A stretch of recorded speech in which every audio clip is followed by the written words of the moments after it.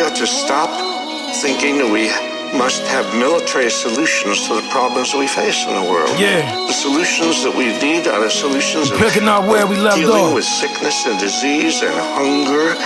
That's fundamental. If you want to end terrorism, you have to stop being terrorists, which is what war is. They told you World War II was a people's war. Logic should have told them it was imperialist war. 18 million served in the armed forces, 10 million more overseas, that's enormous.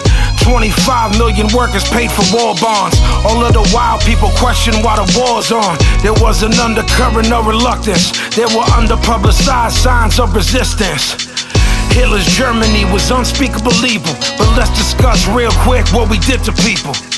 We opposed the Haitian Revolution. We turned Guam, Puerto Rico, and Hawaii into institutions. Pretended to help Cuba win freedom from Spain. This country built on the blood of other people's pain. Blacks was looking at anti-Semitism in Germany and saw the situation here was mirroring it perfectly.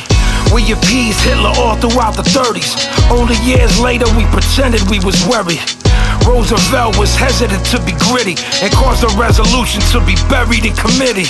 The main interest was never to stop fascism, but advancing imperial interest of that prism. Roosevelt didn't care about oppression of the Jews. The power was priority, I'm telling you the truth. Hitler not the reason that we entered the land. Roosevelt was mad that we got hit by Japan. Historians will tell you he provoked that shit. He told lies in attempts to sugarcoat that shit. In 45, troops were jammed onto the Queen Mary. The blacks were stowed down in the depths of the same ferry. See, there's a parallel you have to understand. That they wanted them to fight but wouldn't treat them like a man. Industrial mobilization had a few divided. The economic royalists denounced and derided. The irony of victory was heavily a price. The war ended, 3 million men was in strike. It's no peace in the world of capitalism. Nazi eugenics, economic rationalism. The lesson was that war solved problems of control, regardless if it causes any problems for the soul. The black revolt in the 50s came as a surprise. It shouldn't have after we took so many of their lives. You can't erase the memory of an oppressed people. Reparation doesn't make it any less evil. Some black folks joined the Communist Party. Richard Wright spoke of disillusionment with the party. The party was accused of exploiting black people. Angelo Herndon felt everything was equal. He was arrested, then convicted for insurrection. How the fuck it's insurrection? I call it dissension. Gave him 5 years when all he wanted was protection. There was other black men that made the same connection. Benjamin Davis defended Herndon as a savior. Then Paul Robeson, he only magnified the danger. Harry Truman had to deal with the militant mode. But how the fuck that gonna work when he erased his soul? In 54 they said they ended segregation. 10 years later, no changes. Revolt was always minutes away, about the bus. Rosa Parks refused the black section of the bus. The Freedom Riders were spreading across the nation and went to jail for marching and fighting discrimination. FBI stood by, Justice Department stood by, while civil rights workers were beaten, they just stood by. 3 civil rights workers, 2 black and 1 white, arrested in Philadelphia, Mississippi one night. They were released, beaten with chains and shot to death. There were arrests made, but it was not confessed. The national government remained silent. The president wouldn't defend blacks against violence. Civil rights laws were passed, but they were fraud. Equality was enforced, polio was ignored. Martin Luther King's speech thrilled whoever heard it.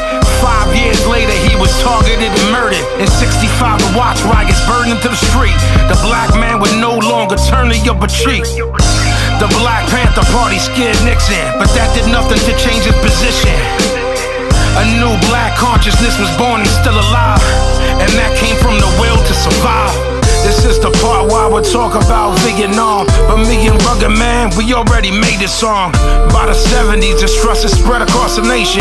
Basic discontent, political alienation. 55,000 died in a war of moral shame. And then Watergate was added to the Hall of Pain. The Watergate burglaries was rather complicated, but in the end, mostly all of them exonerated.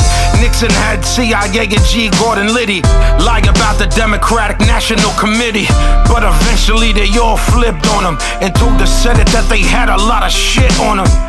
After that, it was a swift and a sudden fall. Nixon resigned before they could impeach the ball. They got rid of Nixon, but they kept the system. His foreign policy still remains in position. Corporate interests still remained in position. His closest advisors remained in position.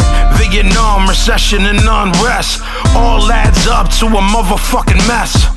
After Watergate in Vietnam, there was a deep economic insecurity in this world of ours. Environmental deterioration took its toll. A cultural violence and broken families took its toll.